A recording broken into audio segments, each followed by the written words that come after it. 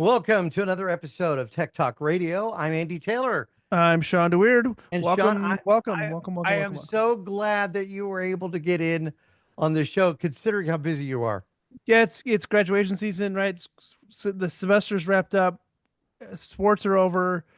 We're about to jam in 20 plus different graduations on campus this weekend. Right. So it's gonna be wild. So are you So thinking just about taking a vacation like once this is all done? Graduation's up yeah. or So we always go camping for Memorial Day weekend, which Mhm. we talked about pre-show. I got some little tips and tricks for some new battery stuff that I got for my camper this summer. Um, we are going up to the lake. You know, like my wife's family's trip every year. We go to the Upper Peninsula of Michigan. Um, is it kind of humid this time of year? Does it get a little humid? not that bad. I No? mean, it's Michigan. I don't really know how else to explain it, but it's not like the South where it's like 95% humidity all the time, right? Oh There'll yeah, be yeah. days where it gets that humid, but it's the weather along the Lake Michigan is really nice. Right.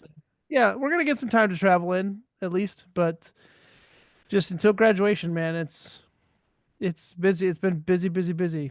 Now We've got you did something this past weekend that I thought was oh actually yeah, pretty cool. yeah. So we were talking about this pre-show.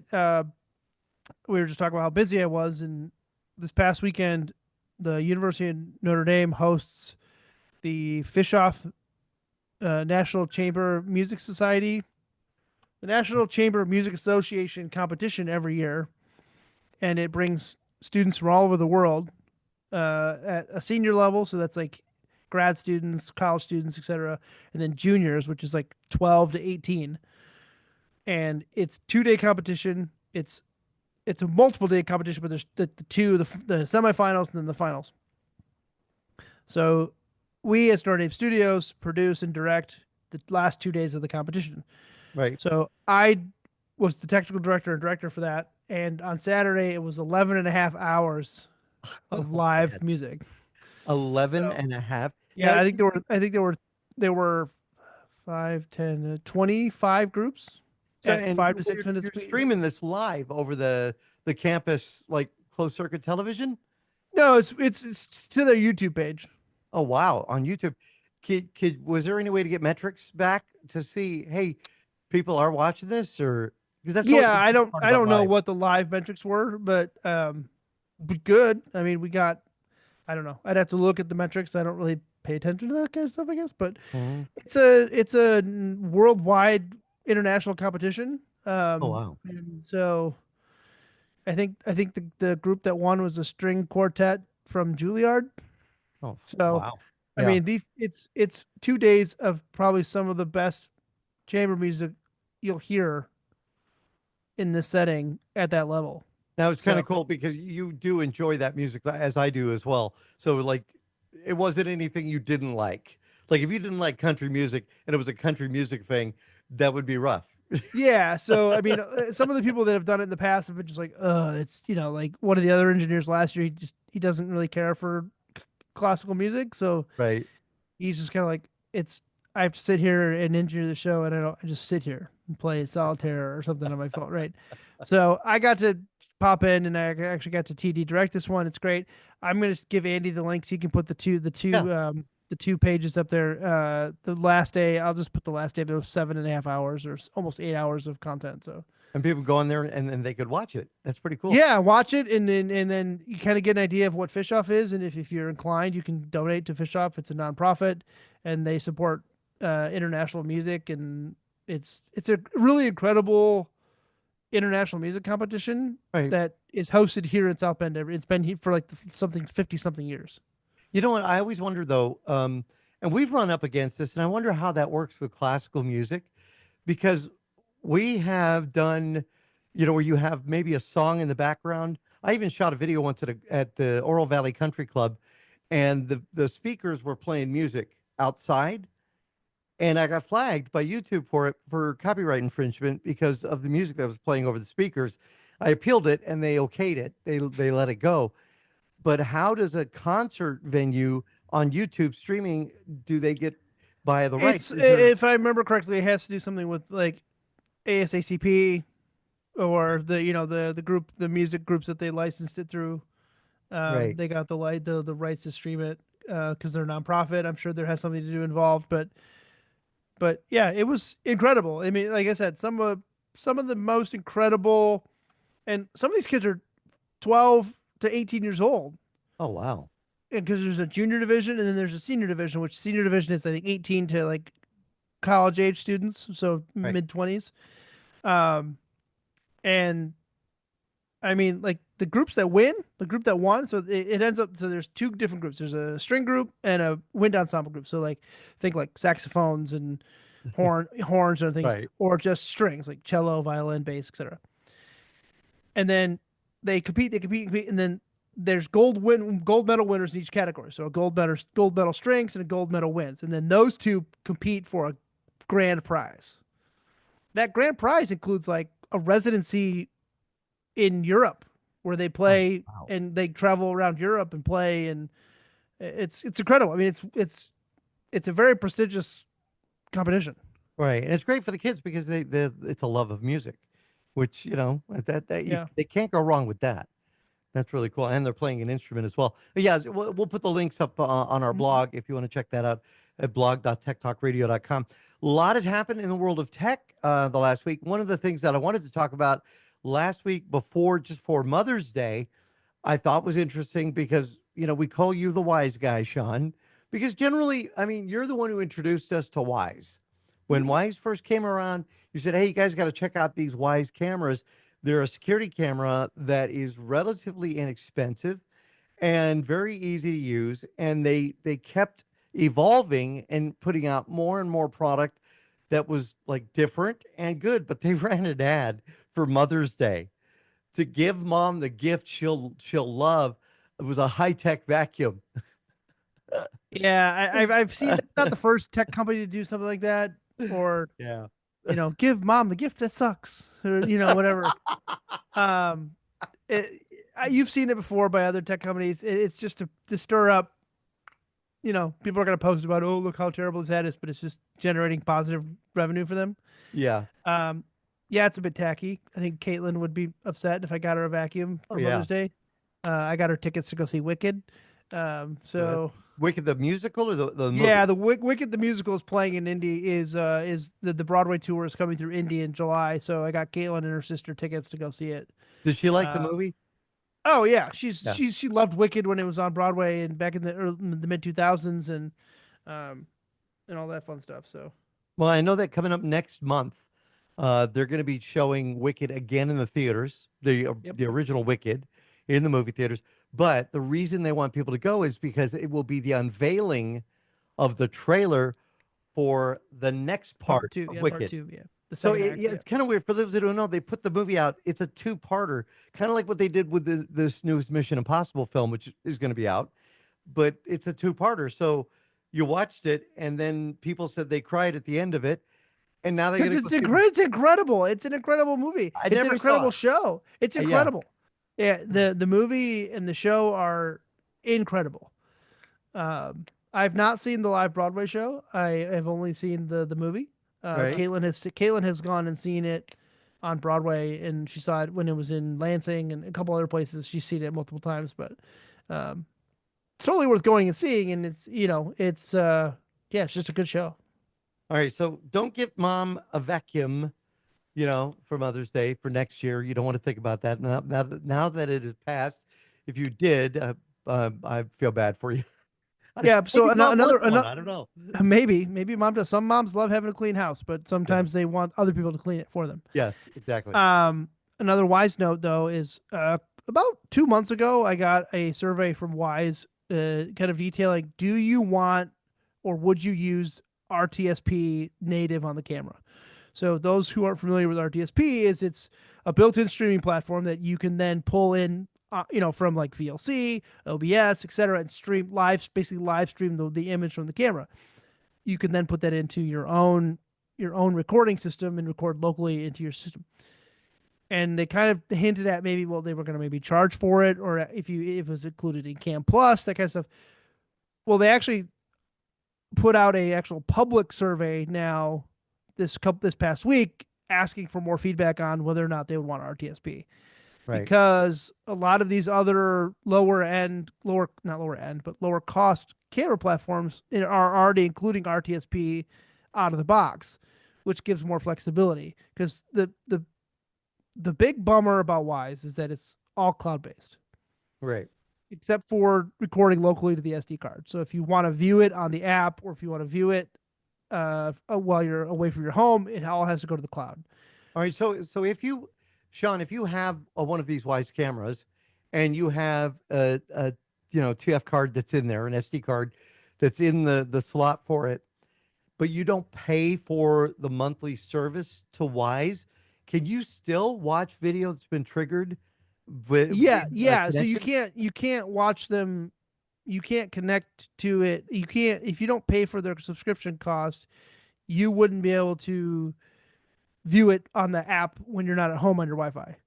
You can Mm, then view locally the local storage when you're on your own network. You can view the so you can, if you had a VPN, I'm sure you could do it that way yeah. too. But yeah, there's nothing stopping you from just recording to the SD card. Now, they what I would recommend if you're getting into Wyze and you want to buy more than 5 or 6 cameras, just pay for the Cam Plus Unlimited, which is $99 a year, and you get to subscribe to any number of cameras to the Cam Plus platform.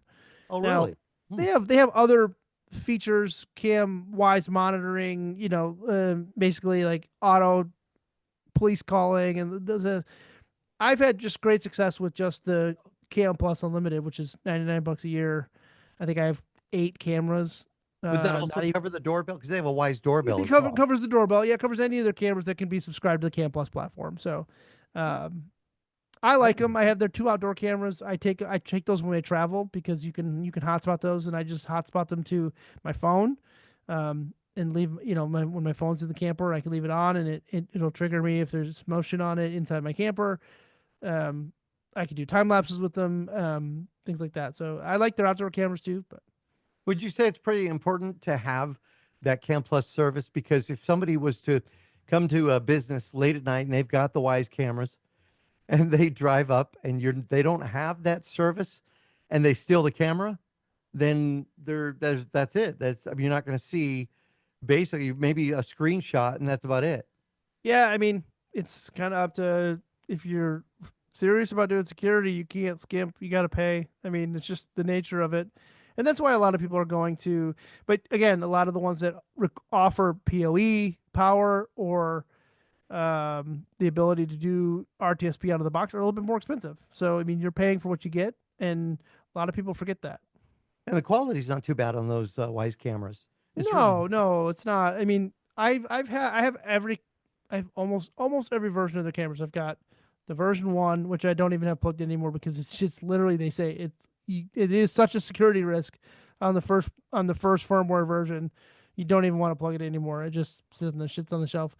Um, I have the version 2, their version 3 Pro, the version 4, and then they went to some like OG camera. They haven't really gone yeah. beyond then they kind of added some different colors, and they added a doorbell Pro, some PTZ cameras, a couple of those. And I'll tell you, I've had a lot of fun with camera because some people will say, I don't want a camera in my house. I don't want a camera to do this. I don't want any kind, of they think privacy, but it's the peace of mind when you have it, when it's whether it be in the backyard, it'd be in the front, on the doorbell, over the garage, in the garage. Just because that split second when you get that notification if somebody breaks in to your home, that gives you the opportunity to check it, contact authorities if they're not automatically contacted. Some of the services will do that, and have them come out and do what they need to do. And if you didn't have that, then they have free reign, and that makes it pretty nice. I'll tell you what I like is my recent purchase of the bird feeder. We talked about that last week from a yep, company called Evergreen, and I have been having so much fun with this. Originally, I had it on top of a chimney, like a chimenea that's out in the backyard, and birds would kind of find it. It was under the tree, and when I decided it was a little windy that day, I moved it to the top of the jacuzzi. So we got a jacuzzi. It's got a jacuzzi cover on it. I put it there, it's been nonstop to the point where birds are like they're eating a full bag within 3 days. And it's been kind of cool. But the quality of the camera has been great. And I don't pay an extra, I don't pay the AI fee for it, which I may just do. But the AI feature will tell you what kind of bird it is, how often that bird visits. It can actually identify that bird, even give the bird a name. But I can see, okay, that's that bird that keeps coming by. I can actually see it. And it's been a lot of fun to capture that on the segment that's available on our website right now. I actually included, so we did the Fox 11 segment, but we didn't have footage. I have put that footage into the segment so you can see it. And it's actually really cool. So again, it's totally worth the 99 bucks. If you want to pay the AI, I think it's $9 a month for the service, but I don't have to. I just got the app. It's connected to my home network, and I get a notification on my phone or on the app, and it will just tell me, yeah, there's a bird there, and I can go look at it and watch them. Nice. And yeah, it's a lot of fun. I know some people like to live stream theirs. Yeah, I Like haven't thought the about that. I guess that would be cool, yeah. right? You get a lot of people that pop in and see it. Go, there's that bird. It was cute because quails are like they've got an attitude because I hadn't filled the food. I was here at the radio station, and they were upset. They were actually trying to break the plexiglass that is on the front of the camera so they could get to some food that maybe was behind there that hadn't come out yet. And I thought that was pretty funny that you see the little attitudes in the birds because they're hungry. So yeah, if you want to find that, check out. You'll find the link to Evergreen. And I got this one at Costco. And again, it was like $99 on sale, and it's a lot of fun. Been having a good time with it. The only downside to it, and I'm going to have to build some kind of a platform that is away because the jacuzzi is kind of low to the ground. It's got a wide area. They're very messy, the birds. But of course, one night my camera at 3 in the morning caught a mouse, a little, little field mouse that was also trying to eat there. And so when you see those, you suddenly go, I don't want to do this anymore. I don't want it to attract mice and rats. It's going to, but if you put it into an area where you don't, if you have squirrels, that could be a problem. They have this 579 rule. I would say, yeah, do that. All right. Going camping. I know you're going to be doing that soon. You showed me something a little while ago regarding battery power, which kind of spun my head a little because is this a new system? Yeah, I gotta grab it. 1 second, I'll get it. All right. So it's something like brand new. He showed me. I said, what the heck is that? It's what kind of battery is this? So it's a 12-volt battery, just like you would find in your car or in a camper. It's Hmm. just a new chemical format, right? So you have lead acid batteries, which is your lead acid plates and the chemicals, and it generates the reaction. So and then you have lithium ion or AMG batteries. So Hmm. this is a lithium iron phosphate battery. So LifePo 4, Oh, wow. LifePo Okay. 4 Plus. Um, it 12.8 volts, but it's just a better chemical structure for drawing and like better life span, better charge cycles, better amp hours, better just better overall better, just better. Lighter, much Oh, it is lighter lighter than a because lead. Yeah, much. that looks pretty heavy. Yeah, I mean it's not light, but it's lighter than a lead acid battery of this size. Right. Um, and but a lot of people, you know, I like to research stuff that I buy. I will go down every rabbit hole, finding every little detail about things when I buy it. Do you read reviews? I do. I read reviews. I read other reviews, web articles, etc. And what a lot of people forget is if you have existing solar on your camper. Hmm. So I have a 190-watt solar panel on the camper. I've got an additional 200-watt panel here behind me that I'm going to put on Right. and put them in parallel so that I can get the extra wattage at the same voltage. A lot of people forget when you move battery chemical formats, so from lead acid to AMG or to lithium iron phosphate, they require different voltage properties when they charge. Oh. They require different components, whether it's smart charging, whether it's deep cycle charging, whether it's there's a lot of factors that go into it. So if you have a AMG battery in your camper and you're like, great, I'm going to buy a lithium iron phosphate battery, I'm just going to toss it in. It's not going to destroy the battery. It's just not going to charge it properly because AMG batteries charge at a different nominal voltage than lithium iron phosphate batteries. They require different care when they're charging. So I had to upgrade my solar controller. So I have the solar controller. So when the solar panels come in, it goes to a solar controller. Takes in the I think like 23 volts at bright sunlight, 23 volts coming out of the solar panel at full bright. Well, that's got to get controlled and reduced to the voltage needed to charge the battery. So that goes to the solar controller. So that handles the DC to DC part of it from the solar panel to the battery. Oh, wow. Well, then you also have to get the AC to DC charging part of it. So when you're plugged into shore power, your AC voltage is coming in at 120.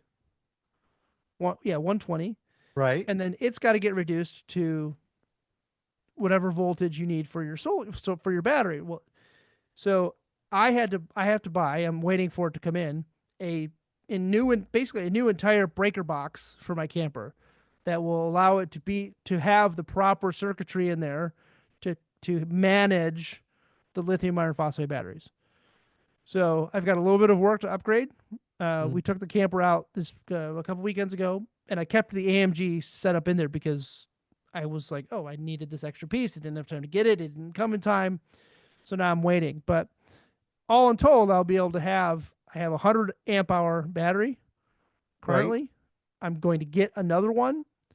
You know, it's one of those things where you're like, oh, this is a good deal. It was right before the tariffs were going to kick in. And I was like, ooh, it's like just under $400 for this 100 amp hour battery. I bought it. Right. Well, like 2 days ago, I get an email saying, here's our new 200 amp hour battery for $569. No. And I'm like, yeah, why? It's like, so. Always happens. Yeah. But what I'm going to do is once I get the system in place, I will just get another 100 amp hour battery, put them in parallel, get double my storage. And then just ties in perfectly with the solar panel and the power and stuff. So say you go camping, Shawn, and you find the parking spot.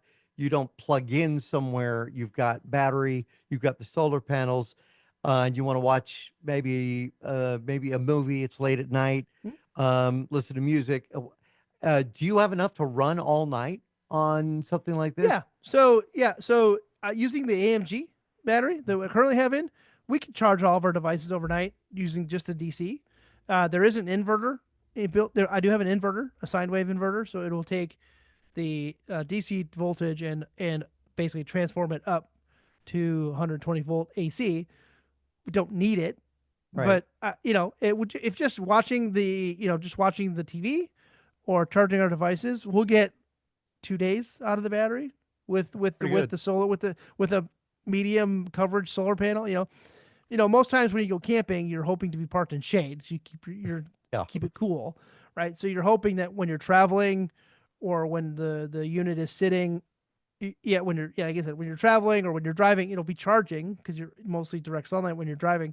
But when you're camping, like where we go camping, it's usually you're getting very broken sunlight. It'll still get decent voltage, but it's not going to keep you topped off if you're still using it. So we supplement with a gas generator. All right, so I'm wondering, you're going to go on this camping trip. Have you done it yet? Because a lot of campers that I see that take the I-10 through Tucson and the I-19 through Green Valley, I'm seeing a lot of these campers and RVs with the Insta360 on top of it. Have you been contemplating maybe doing something like that? I believe GoPro has just come out with their own 360-degree camera system as well. But have you been? GoPro has their Max camera. Which that's it. I'm not a content creator. Mm-hmm. I mean, I like doing time lapses. Right. I like doing the star photography, the long exposures and stuff.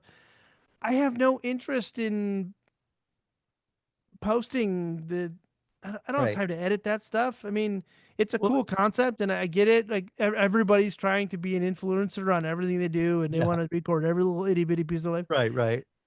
I'm over here shooting Polaroids and 35 millimeter film, and that's what I want to do. Like that's the stuff that Yeah. I'm loving doing because I'll during our break I'll go grab the Polaroids I took when we went camping this past weekend. Well, speaking of Uh, that, well, we do have to take a break. We come back. We do have some listener questions. We got more news too, and something brand new that I would love to get my hands on when we come back. I'm Andy Taylor. I'm Shawn DeWeerd. Find us on the web at techtalkradio.com. We'll talk to you in a bit.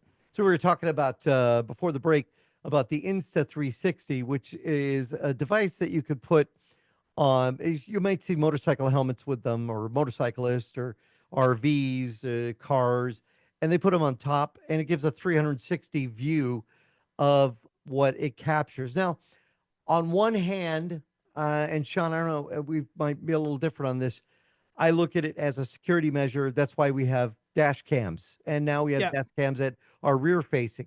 Apparently, and I'm trying to get my hands on one. Cobra's got one that is three capturing from three different angles, so it captures it from both sides, front and back.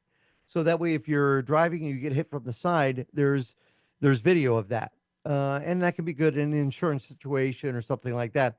Insta360s, yeah, like you said, a lot of the influencers are posting the videos up there, but it could also be a security thing. And that's one of the things they've added to the brand new DJI Mavic Pro 4.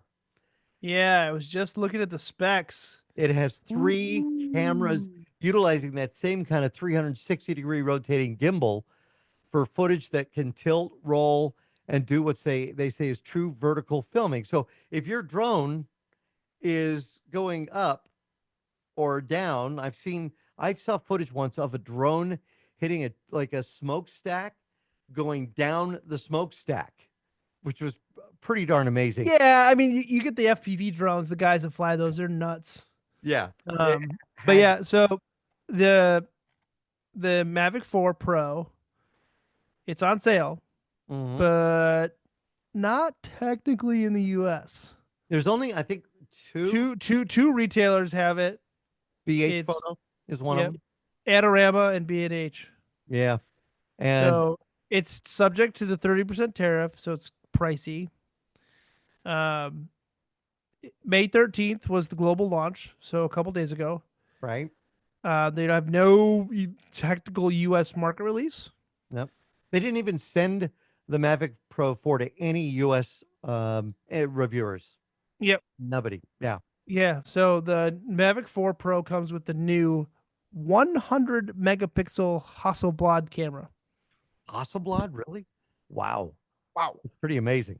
paired with a 48 megapixel telephoto with a 70 millimeter focal length and a 50 megapixel long telephoto with a focal length of 168 millimeter. Oh man. So you've got quite the range there. There's also what Andy was talking about, the infinity gimbal that gives 360 degrees of rotation, allowing for better vertical shots. Right. 6K, 60 frame per second HDR Wow. on the main camera, and 4K, 60 FPS on all three elements. So, Well, I will tell you because I have the Mavic 3 Pro, and I really do love it. I mean, the quality of the video is great. I put it up in a thunderstorm, a lightning storm, because we get monsoon season here, and it that's captured it. risky. It probably was a little. It was off of the distance, but it captured some great video. Not that I'm saying you should do that, but it captured some great video. But the problem with this is, again, going to be cost. I saw the pricing. Like, if you want the full setup, it's going to be somewhere around $4,000. All the way. Let's say you want everything. The retailers have it up for sale. Let's see what B&H has it for, basically the camera plus the controller with the screen, 2,700. The Fly Wow. More combo, which is the camera, the case, the controller, two intelligent play batteries, 3,500. Right.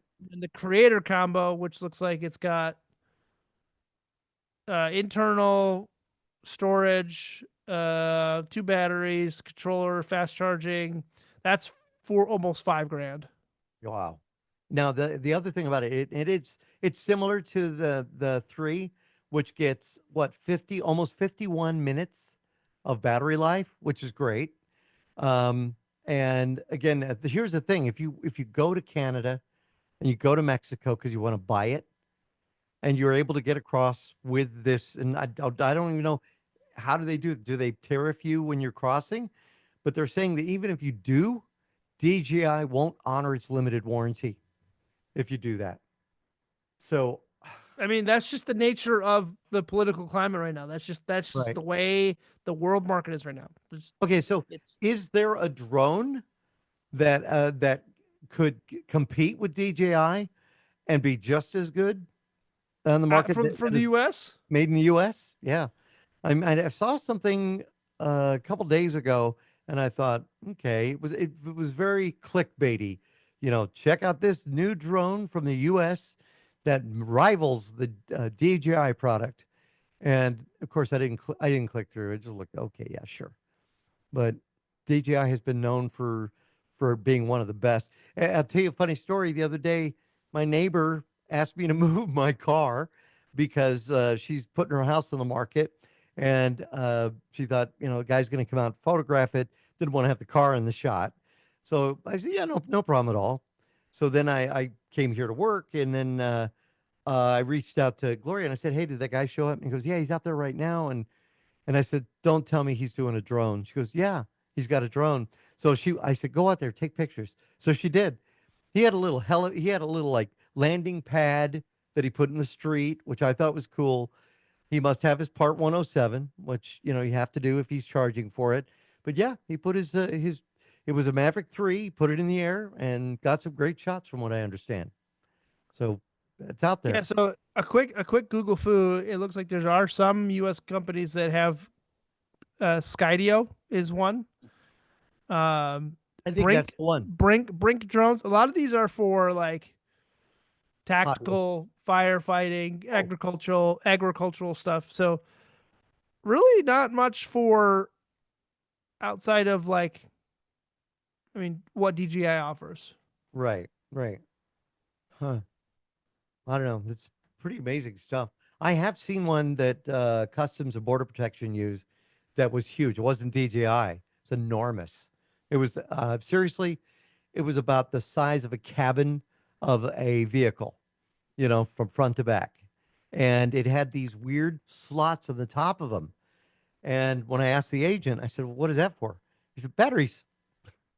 Just keep popping the batteries in so they can have, they had probably a spot for about 15 batteries that they could put in there and get longer A flight time. lot of space to cover along the border. Yeah, they were huge. So anyway, if So you yeah, want more info about it, you go to DJI's website and find out. Now, it doesn't I seem not on their website. it's not even on their website yet, You can't. It's not even on their website right now. I cannot. I was looking for it because you mentioned it was open. right? There's PC Mag has an article. I mean, but it is not on their website, and They might be the blocked because of their maybe, but geolocation. they're like if you Google it, you can get to uh a website. You get to the website, the links, and it came to a 404 page. Hmm. So I don't see it on their website at all right now. I would want to test VPN, do a VPN into Canada, and then see if it comes up. I kind of wonder if Yeah, that because would right now here's a Google Mavic 4 specs. I go to it, 404 page not found. right. Unless people are crashing it because they want to order it. Maybe that's Maybe. all right. We got a listener question in from Rick in Sahuarita. I thought we'd try go ahead and cover one of these. It says, "Hey all, I don't Justin and Matt and Slick are out, but hey all, love listening to your show, and I've been thinking I really want to learn more about the basics of technology. So I told my friend about this, and he said, just watch YouTube videos. Wouldn't it be better to take a class? Your thoughts from Rick in Sahuarita. You need to narrow the scope a little. When you say There's a technology, lot of technology out there. What you need to kind of pick a focus. Like yeah, what niche part of technology do you want to get into? Cameras, drones, computers, cars, cameras, that's true. True. video games, True. solar panels, batteries. Wow. I Putting mean, them you got together you got because you maybe want to put them together. because you want to get into like technology, because there's a ton of technology in like HVAC. You Right. want to go program your furnace, or it's like there's technology is such a broad term, Right. but YouTube is not a bad place to start. No. Khan Actually, Academy, Udemy, those types of places too, where you can actually, if you're more of a book learner, like you want to read articles and take tests and stuff like that instead of just watching somebody else explain it to you, Udemy, Khan Academy, there's a couple other websites and stuff you can go to too. Uh, do you YouTube, remember what we had? Do you remember what we had? We had, I mean, YouTube really wasn't around when I got started. Encyclopedia Britannica. No, the dummies books. Oh You yeah, remember those are still out there too. Yeah, DOS for dummies, Windows for dummies, computers for dummies. I think. Did you ever see Fast Times at Ridgemont High? long time ago. Okay, so here's the story. A lot of people don't know this, but in the movie Fast Times at Ridgemont High, you might remember the guy who worked in the movie theater that liked Stacy, and he was kind Hmm. of a nerdy character. He is the guy, Andy Rathbone, that wrote the dummies, a couple of the dummies books. But Andy was the inspiration for that character because he went to that school and talked with the writer of that film, the director of that film, and that's where he became the inspiration for Mark Ratner, that character. And I always thought that was kind of funny. That's based on the guy. That's like something you'd read on the IMDb trivia. Yeah, I've always known it. We've had Andy Rathbone on this show before, years ago, but yeah, and it was always fun to kind of bring that up. Yeah, yeah, Yeah, yeah. so I would tell Rick, like, find it if you're interested in technology, find something that piques your interest. Like, oh, I want to learn more about how to play with a Stream Deck and how to integrate it into my computer, or I want to repair my old Xbox, or things like that. It's like there are tons of great guides for pretty much anything you can think about. All right, here's one And I was thinking. And tell me what you think about this one, Sean. I got into it by one day, getting a computer and tearing it apart and then putting it back together. And then that was with the Apple. And then I ended up moving towards the 286 and then the 386. I actually, this is kind of funny too. I rented a 386, an old laser computer from Rent-A-Center when they used to rent PCs, and I rented this thing, and I would like take it apart. And I would like, okay, this is how it works. This is memory. This is, I would learn all the basic aspects of it. I don't know. What do you think? The idea, depending on your budget, is maybe Rick's idea. And if this, anybody else that's thinking about doing this, is the thought maybe build your own system. And yeah, if you're interested in computers, like if you're interested in doing computer stuff, go to like watch a couple YouTube videos on people that are doing it. Mhm. Budget out what you want. Go to PC Part Picker, put your budget in there, and buy some pieces and components. And it doesn't have to be a blazing fast computer. Doesn't even have to have a dedicated graphics card. Like get the motherboard, get the processor, get the RAM, get the case, slap it all together, put the power supply in there, plug things in, and then push the power button and it doesn't turn on because you forgot to turn the power supply switch on. Don't know that from personal experience. But yeah, so I mean, it's technology is as much as you put into it is what you're going to get out of it. Yeah, Like absolutely. Andy said, he started with Mac computers and taking computers apart. My journey with technology started with actually working on cars and dirt bikes with my dad, fixing cars, Right. technology. I mean, it's all technology. It's just analog. It's just different mechanical technology. Then I got into photography and started taking cameras apart. And then I Mhm. got into digital video. I did some offset press printing in high school. And then when I got into college, then I really kind of got into the computer side of things where I had to start editing on computers and doing that kind of stuff. And didn't really even build my own computer until like 2010. Oh, wow. That's when I first really built my. That's when I bought and purchased my own computer, my own parts, and built my own computer. Now, Right. my mom was super into computers, and I helped her put the computers together and stuff. And we had a bunch of I learned how to do DOS and that kind of stuff. And I had friends that were super into computers in high school, but I never built my own Right. until and then once and now it's that's kind of blown up. I don't know about you. I kind of miss the DOS days. I mean, I miss the commands. I miss, the DOS stuff, and then Microsoft will have our OS do it for you. And Yeah, I mean, there's something to be said about being able to understand how the computer thinks. Okay, how do I change the directory? How do I load from the A drive? How do I load it to RAM? And how do I load it? There's a fundamental understanding of how that works that you right, don't get now because the computer's doing it all the background. absolutely. The operating system's doing it. But yeah, I mean, if you really want to deep dive into how computers work and you really want to go crazy and work in that kind of an environment, put Linux on it. There you go. Yeah, maybe you already understand Windows, and that Linux would be a whole. And that's actually rather satisfying when you do a Linux. And like you said, maybe build a computer system and then install Linux instead of Windows, Or and see where you can go with it. take an older laptop, something that's maybe got an older i5 or an older AMD processor in it that you're like, oh, this computer's so slow, it runs like crap. Like, Hmm. I put Linux on it Yeah, and tell me how it runs. yeah, and then figure out You can which revive so distribution many you're going to do. older systems. You can revive so many older systems Yeah, with Linux yeah, that's so true. because they don't have there. I mean, there's obviously minimum restrictions for like the GUI, the web, the GUIs and stuff like that. But Linux is very low weight in terms of resource management. All right, And we got to take another break. We come back. I was able to make a decision when it comes to software and upgrading what is going to be the way to go. And it's all because I took a look at one of the products that they offer. So I'll tell you more about that when we come back. I'm Andy Taylor. I'm Shawn DeWeerd. Find us on Facebook at facebook.com Tech Talkers. We'll be right back.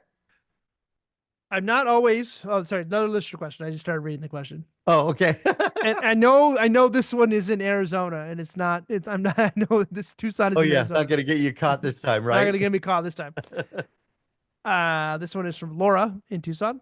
All right. I'm not always near a computer, and sometimes I will see a story on my phone that I want to copy the text. Is there Oh, a simple way to do that if I take a picture of the text? oh, okay. Most most newer phones, I can do this with my iPhone 13. Mm-hmm. If I take a picture of text or if I take a screenshot in my photo library, I could just highlight the text like I would on my keyboard and copy it. Yeah, no, if you use Google Photos, photos.google.com, whether you have an iPhone or, an Android device, I have my Pixel 9, I can just go into Google Photos, look at that photo that maybe I've taken, whether it be a picture off a story in the newspaper or a screen capture. Maybe I've done that with screen caps before. And using the Google Lens feature, I can highlight the text and then copy it to WordPad or Notepad or Word or whatever, I screenshot tons of stuff on my phone. all the time here. Articles, web links. Oh, that's a cool picture, or that's a cool thing I want to remember, or oh, I need to remember how to do that 2 days from now, or I just screenshot it. It's the top button and the right, the top left button and the right button on my click screenshot. Yeah, And then Gloria, I can crop it, I can edit it, I can highlight it. So on my iPhone, I know that Android or Google Pixel, like very similar process to do. And if you just want to copy it, you should just be able to on any web page on your phone, just press and hold, highlight the text within the article itself, copy the text into a note, into an email, into a text message. You should yeah, be able to just do Gloria that natively on your phone. did that the other day. She saw a recipe online, so she was able to screen cap it. Then she said, "Can you print this for me?" And I said, "Oh, what are you going to do with it?" She goes, "Well, I want to, put it in my thing of recipes." And I said, "Oh, why don't we do this?" So I showed her basically copying the text and all that. And she said, "Yeah, I'm not going to do that." She said it's too much work. So yeah, I said, "Just send it But I to mean, me." Yeah, also you think about right. So if you want to revisit it later, if you're on yeah, a web link, like just sync your bookmarks between your mobile and your Chrome. Like if you have Chrome, right. you can sync bookmarks between mobile and desktop. Yeah, that is My Mac does it all the time. If I'm sitting at my desktop and I right. have my phone open and I'm browsing, like it'll pop up an icon and I can just click on it on my Mac and it'll pop up that into my Mac. Ah, a lot of people don't know about that. That's So it's very easy to save a bookmark on your phone, and then if your bookmarks are synced, go to your computer and then you right. continue off where you left off. So All right. So there's a story that has been out there about, well, ARS Technica actually did the story, and I read it, and it just made me shake my head. It was something that I think we're going to see more and more of. The new owners of VPN provider VPN Secure have been canceling lifetime subscriptions. So, you sign up with the service, you pay X amount of dollars, and you've got a lifetime subscription. The owners apparently told customers they didn't even know about the lifetime subscriptions when they bought the company, and that there's no way that they can honor those purchases. And I don't know, at some point we could see attorney generals, we could see lawsuits being filed, because when somebody buys something in perpetuity or they buy a lifetime license, that is what they should get, right? I mean, you would think. in a world driven by software as a service, you are going to see this so much more. Yeah. As we have already seen, and I've talked about it. And My, I mean, I get it from a bottom line standpoint. If I like, I have Plex. I bought like a Plex Pass, right? This is another good example. Like, uh, it Plex Pass did this where they're like, "Hey, FYI, we're raising our price on our lifetime subscription to Plex Pass. you've If already you paid don't, for it. if you don't buy it before this date, it's going to go up by a significant amount of money."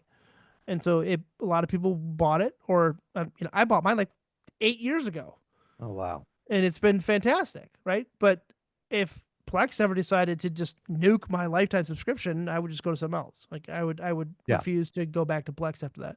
But yeah, this is kind of a BS thing. Like claiming to not know they existed, that's just Yeah. shoddy business management.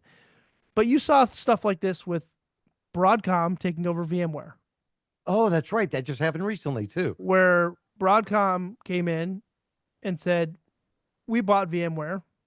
We're raising the price by 3,000%." Mhm. And companies were like, what do you mean?" Well, yeah, if you want to keep your product past your current contract, you're going to have to pony up 3,000% more money. And people lost their minds because Yeah. you don't think how much content lives on virtual machines in the cloud. It's a lot. Well, especially now where we're seeing Windows 11 coming around for the consumer or even business user. Windows 11 coming around, it could cause computers that needed to be reinstalled.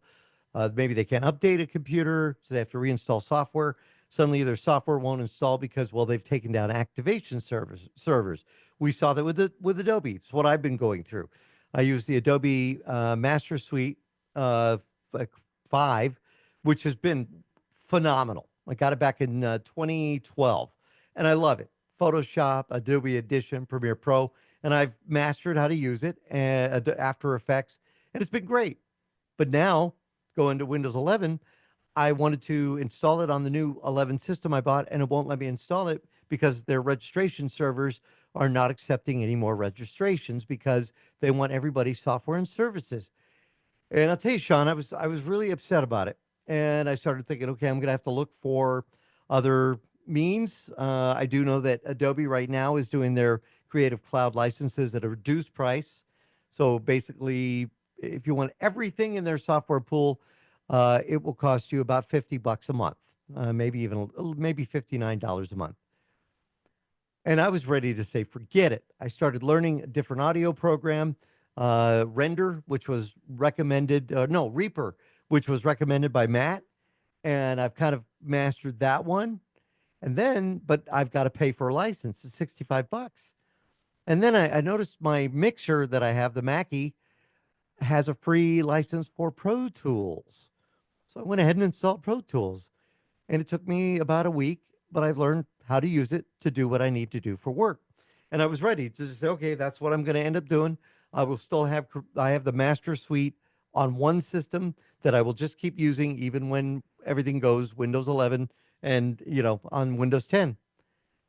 But then I found Firefly from Adobe. And that has changed almost everything in the way I'm thinking. It is worth it. When you look at, and Firefly is separate, but you get the Creative Cloud, you're going to master all of the cool new tools that are a part of Premiere Pro, all the cool tools that are part of the new Photoshop, Audition, Dreamweaver, if you use that. So many different parts of this, but you've got generative fill for Photoshop, generative extend for Premiere. And now with Firefly, you could create images from text that you could drop into videos. You know, I need an angry sun, and then boom, it pops up an angry sun. Or I need one of the things they had on their gallery, a hippopotamus that is wearing a watermelon uh, that is in the water. It's a video, and it's pretty amazing stuff. It's AI, of course. They're doing it separately outside of the Adobe Creative Cloud. So when you pay for your credit, you get credits. You'll pay $9.99 a month, and you'll get, I believe it's 2,000 credits. You could pay more, or you could pay all the way up to $200 a month, depending on how you're going to be using this. Like I can imagine that, you know, graphics design shops, film houses, they're all going to be, you know, probably delving into Firefly a little more. But that's what kind of changed my mind, that and made me realize that, yes, I've been using the Creative Suite for almost 10 years, but I have lost the innovation that the company has done with some of the changes they've made with version 6 and now with the Creative Cloud. So it looks like I'm probably going to have to bite a little of the a little of that and go with the next version of Creative Cloud. So I think that's the way I'm going. But if you get a chance, take a look at Firefly. Just go to adobe.com. I believe you can set up a free account if you don't have one already, and then it'll let you generate 2 of them, and it might be pretty amazing for you to see. Yeah, I mean, I haven't used, I don't know, I haven't used a whole lot of the Adobe Suite outside of Lightroom and Photoshop. Right. Premiere for some basic editing. I mostly use Final Cut Pro Yeah. for my video editing, or DaVinci Resolve for color grading. Um, so I don't have a need for it to pay the license.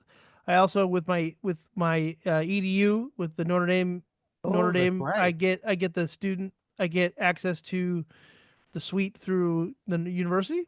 Yeah. So I originally was paying for the photography bundle, which was like $28 a month, I think, which came with Right. Photoshop, Lightroom Classic, and like the couple gigs of storage on the cloud. But yeah, I don't have experience with the Firefly AI generative stuff. I took part I took part in the ChatGPT pilot with the university, and I still use ChatGPT on almost a daily basis Yeah. at work, doing basic things. Like, what I use it for primarily is searching manuals. Right. Like, hey, I have this specific closed captioning encoder, and I need to see the 708 captions as open captions. Right. Right. Boom, here it is. Here's the manual. Here's what you need. I don't have to go find the manual. It finds the page right. It's great. That's what I use it for. I use Right. it for troubleshooting, time saving, and Right. things like that. But All right. Well, listen, we got to take another quick break. We come back with more of Tech Talk Radio. If you get a chance, check that one out, though. Adobe.com. I'm Andy Taylor. I'm Shawn DeWeerd. Follow us on X at TechtalkRadio. So everybody knows that I love flashlights. I Yeah. every day carry a flashlight, a Sofrin EC3 Pro, and I decided to make Max his first flashlight. Now, how old is Max? 3. 3. Okay. Good. Everybody that was born in the 80s had this flashlight growing up. Play School. Look at that. It is the Play School tricolor flashlight. Now, All right. this is the special translucent one. I had this. This is not the one I had growing up. That one is long gone. They have multiple solid colored versions, but it came with a measly, I don't even remember what wattage the light bulb was. Right. So I said, you know what? I'm going to put an LED in there. An LED. So I gutted it, Right. and I took I don't even remember what the battery size is. It's the 1680 45, whatever the battery size is in there. Right. took the battery holder out, which was the two D cells or two C cell batteries. Yeah. So just over 3 volts of power. Those batteries put out 3.7 volts.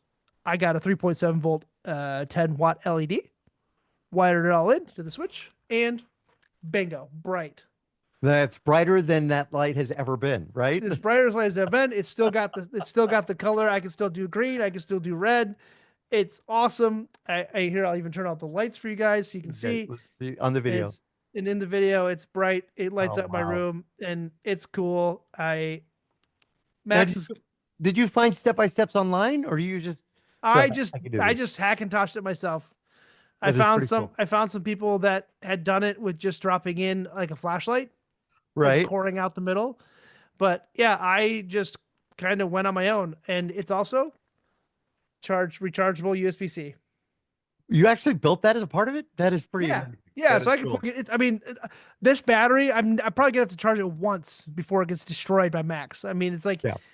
But yeah, so it's. We'll put video up on the website too. You sent me some green, really cool video on that, and you can change the colors, the whole bit. Yeah. So it's using the existing switch. I added some wiring to it, because some of it was broken when I got it, because I bought it at a yard sale for $2. But yeah, so this was a fun project for me to do, and yeah. Check it out, blog.techtalkradio.com. That wraps up this week's Tech Talk Radio. I'm Andy Taylor. I'm Shawn DeWeerd, and this is my ghost story. That's kind of scary. Yeah.